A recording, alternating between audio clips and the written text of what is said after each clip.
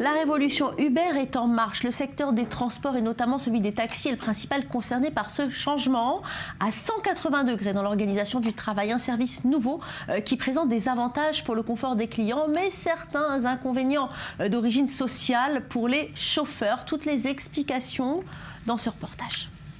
Destruction créatrice ou destruction tout court. L'ubérisation de l'économie nourrit les débats et les fantasmes. Nivellement par le bas des services et robotisation progressive de filières professionnelles entières font partie des principales craintes. Pourtant, une étude récente de l'assureur Crédit Coface affiche des résultats à première vue rassurants. Certes, les faillites de taxi ont connu une hausse brutale au cours de l'année 2015-2016. 224 cas au total, soit une hausse de 60% sur un an. Mais en parallèle, les créations de VTC ont explosé. Multipliées par 7 depuis 2016, elles ont dépassé la barre des 14 000 entrepreneurs supplémentaires sur un an, pour une création nette de près de 13 000 emplois. Au final, en soustrayant les faillites de taxi aux créations de VTC, ce sont plus de 12 000 nouveaux postes qui sont apparus en un an. Des chiffres positifs en termes d'emploi à mettre en grande partie au crédit d'Uber.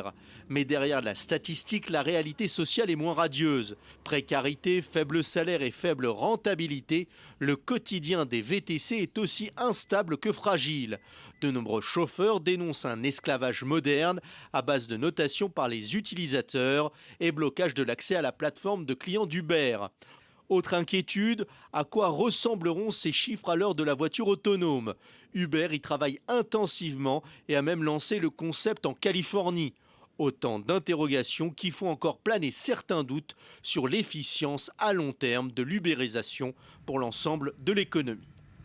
Alors on vient de l'entendre dans ce reportage, Uber s'apprête à lancer une voiture autonome sur les routes de Californie. Un concept révolutionnaire mais qui nécessite d'immenses investissements financiers, Jonathan Serrero. Oui, Uber mise en effet beaucoup sur cette voiture autonome, car soit dit en passant, Uber perd énormément d'argent. La société californienne a investi plusieurs centaines de millions de dollars pour obtenir le leadership sur ce marché, car des sociétés comme Google et d'autres venues d'Asie notamment ont l'espoir donc de développer ces voitures, des voitures qui ont nécessité 2 ans de tests et autres mises au point dans les usines de l'entreprise américaine.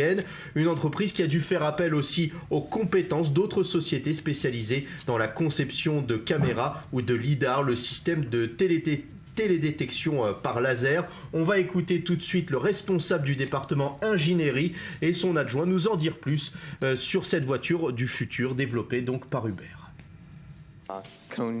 Le capteur en forme de cône, le grand là au-dessus, c'est un laser. Il y a en fait 64 lasers à très haute fréquence. Ils émettent environ 1,4 million de points par seconde. Ils tournent donc, ils balaient les alentours et font une carte en 3 dimensions.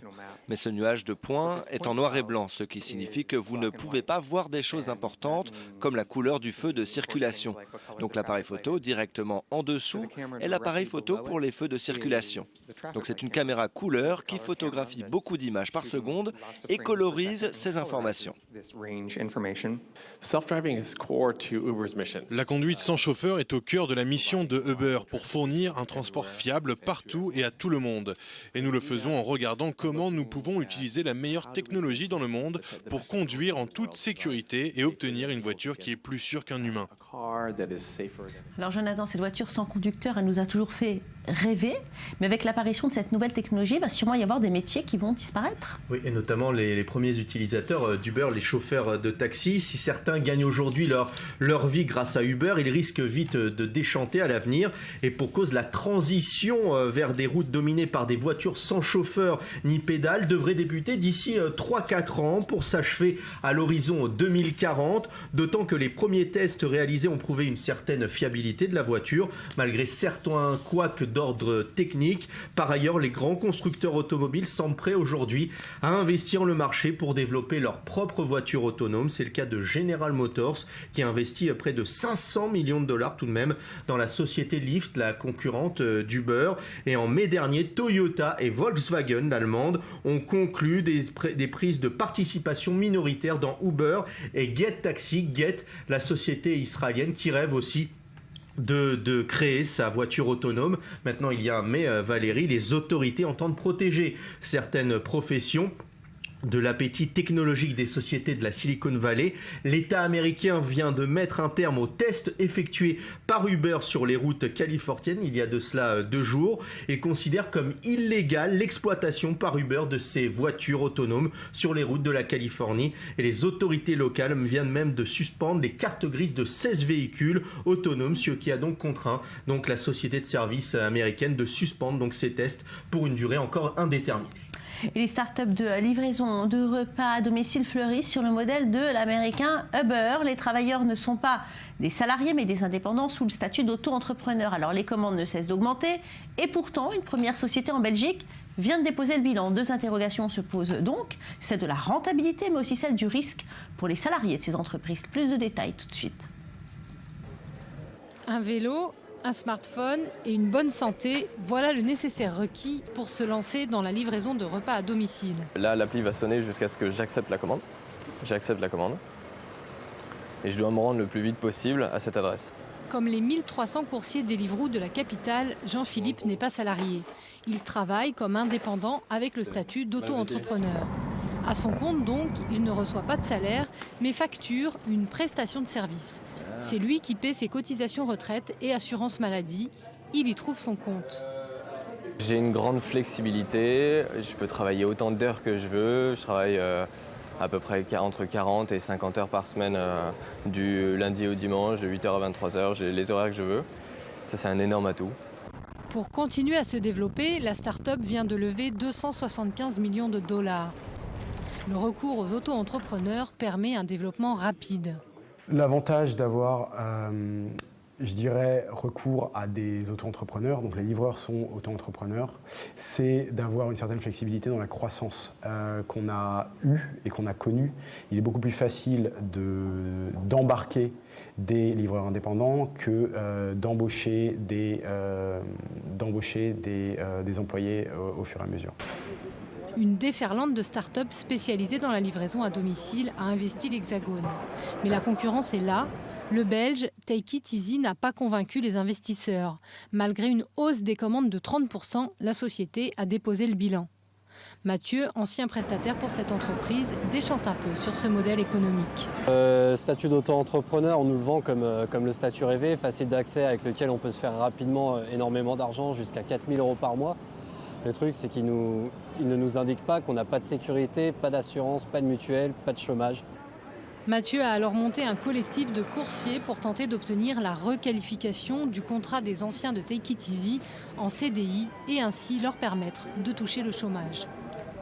Et puis le système Uber s'invite aussi sur le marché de la santé. Figurez-vous, au-delà des services de transport que la firme propose, le modèle Uber inspire l'amélioration des services grâce à Internet et aux explications sur smartphone. Ce phénomène de transformation des services porte même un nom, l'ubérisation. Alors Andrea Benisti, comment ça marche et comment le marché de la santé, qui est ultra réglementé, comme en France, a pu avoir affaire à l'ubérisation? Expliquez-nous. Alors, le principe de l'ubérisation, c'est de mettre en relation un service de livraison de médicaments avec les clients grâce à Internet.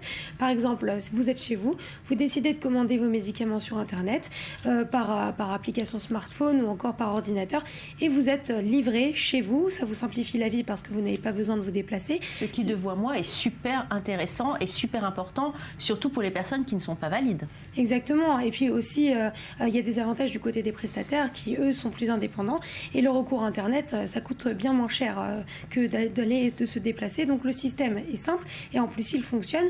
Du coup, les pharmacies classiques sont obligées de diversifier leurs offres de santé parce qu'elles voient leur marge baisser. Donc on va vous proposer, par exemple, un suivi partiel du patient ou encore peut-être que dans quelques années, les pharmaciens seront autorisés à vacciner sous condition et alors que la vente en ligne ne représente que 4% du marché des médicaments et génère environ 4 milliards d'euros par an. Donc c'est moins que dans les pays voisins, notamment l'Allemagne et le Royaume-Uni qui évaluent leur vente en ligne à près de 10%. Et la tendance se développe grâce à plusieurs enseignes et sites internet comme Santé Discount ou encore 1001 Pharmacie. Oui, une vraie concurrence pour les pharmacies. Et ce site de vente dont vous venez de parler, 1001 Pharmacie, a d'ailleurs été condamné par la justice. Alors c'est vrai Valérie, la justice l'a condamné à suspendre la vente de médicaments en ligne parce qu'une plainte a été déposée par l'ordre des médecins. Ils sont accusés d'avoir permis la vente illégale de certains médicaments sur ordonnance, c'est-à-dire qu'un coursier venait chez vous chercher l'ordonnance, puis vous livrez les médicaments après s'être fourni auprès d'une officine sans autorisation de la part des entités médicales. Donc derrière cette situation se pose déjà un problème d'éthique de la profession et aussi surtout un problème de fiabilité des prestations parce qu'au moins avec la qualification des pharmaciens, on avait la garantie que les prestations entraient dans le cadre des normes sanitaires, une dimension qu'on ne retrouve pas sur Internet. Et donc les pharmaciens ont encore un petit peu de marge avant d'être entièrement happés par la toile. Merci beaucoup Andrea Benisti. Et à l'heure où Uber poursuit son expansion en Afrique du Sud et en Égypte, une petite compagnie de taxi high-tech s'impose peu à peu du côté d'Abidjan et de la Côte d'Ivoire. Son concept détonne sur ce continent, fixé le prix des courses à l'avance. Les clients bénéficient pour conduire leur taxi tout confort de chauffeurs salariés qui travaillent à des horaires cadrés. On regarde. Des kilomètres qui défilent sans que le client scrute anxieusement le compteur. Voici la promesse de la compagnie Africab à ses clients. Fatou Bamba se déplace uniquement par ses taxis d'un nouveau genre. Un luxe comparé aux anciens véhicules d'Abidjan, parfois vétustes et vieux de 20 ans. Avec Africab, on n'est pas stressé parce que nous ne sommes pas au volant. Et la personne qui est au volant, on a confiance. Parce qu'elle sait conduire, elle sait vous mettre la confiance. Et puis on a le Wi-Fi dans le véhicule. On a une tablette dedans, on peut passer le temps. Franchement, c'est tranquille quoi avec Africab. La start-up encore neuve sur le marché promet un voyage tout confort, des conducteurs formés et des prix cadrés. Les clients réservent via une application et sont géolocalisés. Leur trajet est suivi sur un écran de contrôle pour définir le meilleur itinéraire. L'objectif de ce modèle, calqué sur le système européen et américain, rehausser la qualité des transports africains. Alors aujourd'hui, les taxis d'Abidjan sont encore des taxis vétustes. Avec des chauffeurs mal formés, des voitures sans air conditionné pour la plupart. Africab a voulu apporter une nouvelle qualité au service de transport en commun à Abidjan, avec des chauffeurs formés, des voitures climatisées et surtout une qualité de service à bord, avec des tablettes et le Wi-Fi. Habituellement plus onéreuse qu'une course de taxi classique, la compagnie VTC réalise près de 300 courses par jour et a triplé son chiffre d'affaires en un an. Déjà présente au Bénin depuis peu, la compagnie souhaite s'exporter dans d'autres pays limitrophes.